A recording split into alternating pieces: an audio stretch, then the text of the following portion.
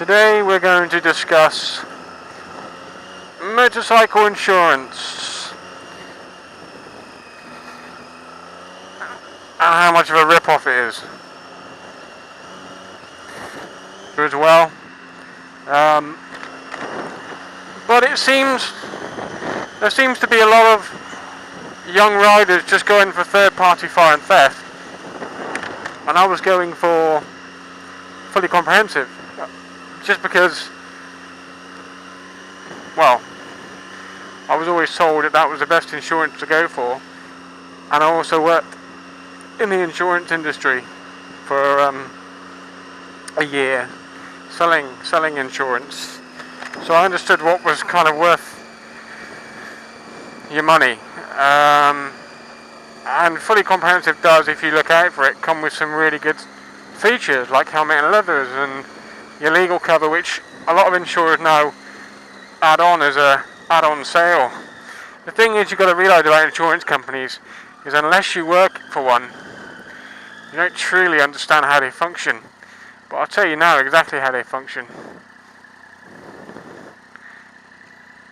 So you ring up and they say, "Oh, good morning, you're through to Matt, how can I help?" And you say, "Oh, hi, I'm looking to insure my R6." And they say, "Okay, what's the registration number?" And you give your registration number. Or you do it online, it depends how you want to do it.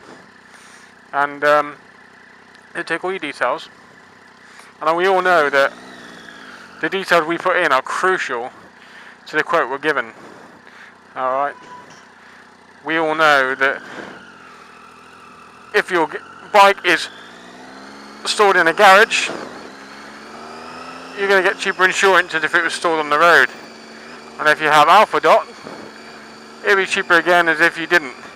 If you had a ground anchor, and if you didn't. It all adds up. So, the people on the phone are taking all your details, and you're doing, you're agreeing that all the information is correct. And the two biggest factors on the details they're taking is your age and the size of the vehicle. And also where you live.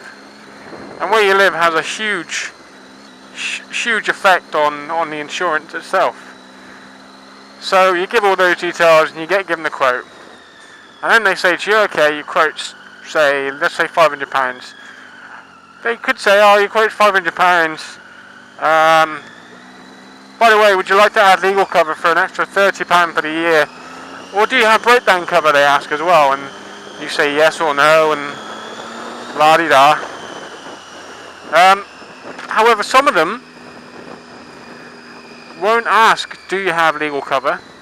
They give you the price, and they say, oh, the price for this year is £590, and that includes your legal cover and your breakdown cover. Bear in mind, you haven't asked for breakdown or legal cover, okay? But you might not be aware of that. You just think, oh great, it's inclusive, but you're not. You're being charged for that. You're being charged £30 for the legal cover and say £30 for the breakdown cover, and also your helmets and leathers are included in there. That's £30 as well. But unless you ask them, am I paying for those extras, you won't know the difference.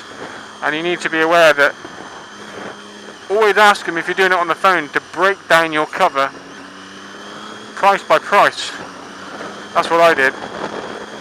You don't want to be ripped off and thinking, oh yeah, I'm getting really good mileage for this. But in a sense, you're not,